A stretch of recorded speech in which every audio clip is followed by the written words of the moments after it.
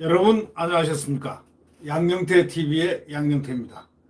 오늘은 10월 29일입니다. 문재인 대통령이 공수처법하고 경제 3법을 빨리 통과시키라는 식으로 얘기를 했습니다. 어저께 국회에서요. 28일 국회에서 했습니다. 28일. 어저께죠. 네. 2021년도 예산안 시정연설을 하러 와가지고 공수처법을 하라고 얘기했습니다. 예산 시정연설을 하러 와가지고 예산안 시정연설을 하러 와가지고 공수처 출범 지연을 이제 끝내주기 바란다. 이거는 지시입니다. 이거 보이지 않는 지시입니다. 끝내주기 바란다. 공수처 출범 지연을 이제 끝내주기 바란다. 출범 지연을 이제 끝내주기 바란다. 한번 내용을 한번 들어보십시오. 최근에 고조되는 전세시장 혼란과 관련해서는 전세시장을 기필코 안정시키겠다. 기필코 안정시키겠다 말했습니다. 문 대통령이 어저께 국회 시정연설, 예산안 시정연설인데 예산안만 충분히 얘기해도 될 것을 갑자기 공수처 얘기를 꺼내가지고요. 공수처의 출범 지연을 이제 끝내주기 바란다고 밝혔습니다. 또 전세난에 대해서는 임대차 3법을 조기에 안착시키고 질 좋은 중형 공공임대 아파트를 공급해서 전세시장을 기필코 안정시키겠다고 말했습니다. 국회에 협치를 당부하면서 동시에 검찰개혁과 부동산 정책 등 야당이 반대하는 정책 등을 고수하겠다는 그런 뜻을 분명히 했습니다. 그런데 협치를 매번 당부하면서 바로 그 국회 그 순간 그 안에서 일어난 주호영 원내대표 몸수색하는 건 그건 또 뭡니까? 갑자기 국회의원을 그 의사당 안에 있는 또 야당 원내대표의 그 몸을 수색을 해야 된다. 수색을 했다. 그게 무슨 협치입니까? 그 다음에 또 검찰개혁이 또 안 나오면 안 되죠. 검찰개혁과 부동산 정책들, 야당이 반대하는 정책들을 고수하겠다는 그런 뜻 아니겠습니까? 그런 뜻이죠. 그런 뜻이 숨어 있죠. 공수처법, 그거는 검찰개혁하고 관계가 있기 때문에 그것도 그들이 보는 검찰개혁이죠. 야당이 반대하는 정책들을 고수하겠다는 뜻을 분명히 했습니다. 대통령의 말에는 유연성이 없습니다. 탄력성이 없고 뭔가 지휘를 하는 듯한 느낌.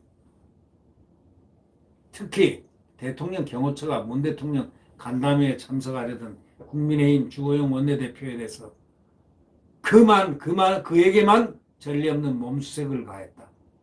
이 야당이 반발하고 전국 경색이 빌미를 제공했다는 비판이 나오고 있습니다만 이들은 눈 깜짝하지 않습니다. 문 대통령이 이날 국회에서 2021년 예산안 시정연설에서 지금 같은 전대미문의 위기 속에서 협치는 더욱 절실하다 이렇게 얘기했습니다.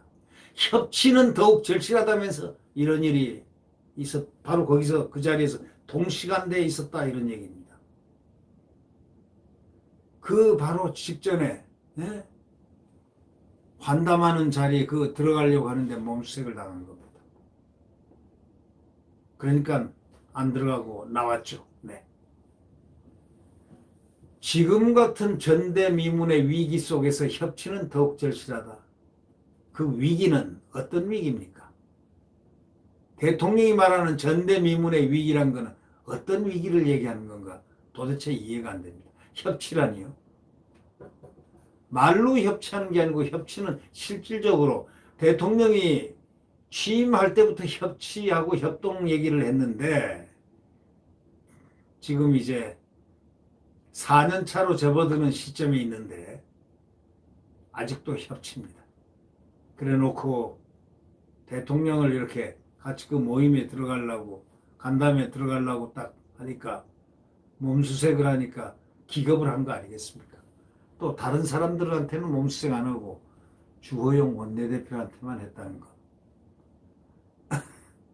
웃어야 할지 울어야 할지 그걸 잘 모르죠.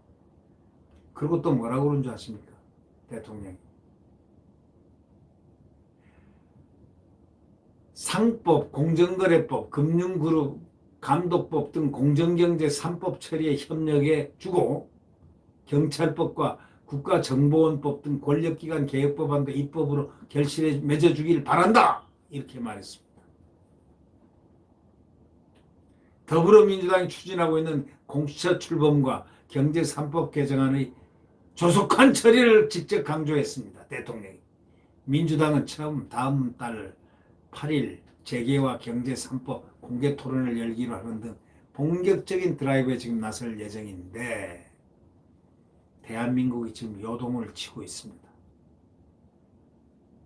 문 대통령은 또 내년에 예산에 대해서도 본격적인 경제 활력 조치를 가동할 때다 하면서 정부의 적극적 재정 정책과 한국판 뉴딜 정책 등 효과적 경제 대응이 더해지면 한국은 가장 빠르게 경제를 회복하고 있는 나라로 평가받고 있다 하고 자평을 했습니다.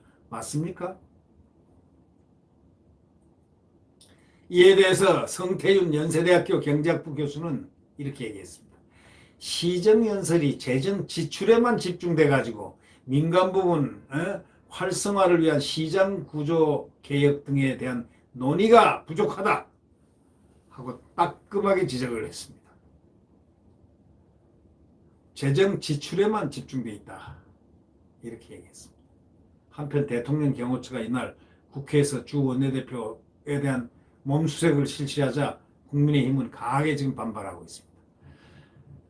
김종인 비대위원장이 여당의 라임 옵티머스 특검 거부에 항의하는 차원에서 간담회 불참한 가운데 주 원내대표가 뒤늦게 문 대통령과 환담 장소에 들어가려 하자 경호처 직원이 스캐너를 들고 몸수색을 한 것입니다. 주 원내대표가 항의하면서 간담회 불참했습니다. 논란이 확산이 되니까 경호처는 입장문을 냈습니다. 정당 원내대표는 검색 면제 대상이 아니라고 딱 했습니다. 규정이고 뭐고 이런 건 아주 딱 봐가지고 그러면 아니면 왜 다른 당은 그러고 왜 다른 사람들은 그냥 보내고 주 원내대표만 스캔하느냐 이거예요. 모두 다 스캔하면 괜찮지 않느냐 이런 얘기지. 그러니까 할 말이 또 뭐라고 말하냐면 다만 원내대표가 대표와 동반 출입하는 경우에는 관례상 검색 면제를 실시한 것이다 하고 또 탁 말을 이렇게 해냅니다. 누가 그 말을 당해내겠습니까? 최영두 원내대변인은 국민의힘, 대통령은 협치를 말하면서 경호팀은 국회의사당 내에서 야당 대표 신체 수색을 거칠게 하는 나라 이렇게 지적을 했습니다. 참 공수처 경제 3법 징격 신호를 냈다고 언론은 맹공하고 있습니다.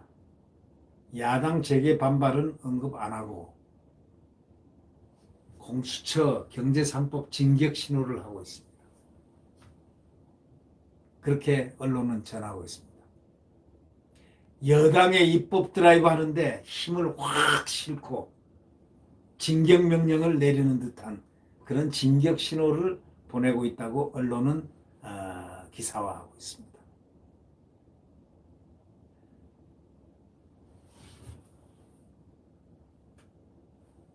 참 기가 막히죠. 네. 오늘도 어두운 뉴스들만이 사회 정치면을 갖다가 가득 채우고 있습니다. 이 나라는 언제쯤 자유민주주의와 그 시장 경제가 활성화되는 과거와 같은 이 3년 반 전의 나라로 돌아갈 수 있을까요? 이 대한민국, 이 훌륭한 대한민국, 자유의 대한민국, 지금 어디로 가는 것일까요? 그러나 여러분, 태양은 내일 다시 떠오릅니다. 지금이 비록 암흑의 시대, 이 새벽녘 가장 추운 시대, 사풍이 온 살을 에이는 듯한 추위에 광풍에 몸을 추스리지 못해서 고통스럽더라도 태양은 조금 지나면 곧 먼 동력에서 떠오릅니다. 내일 태양은 다시 떠오릅니다. 네, 구독 버튼과 엄지를 눌러주시면 감사하겠습니다. 안녕히 계십시오.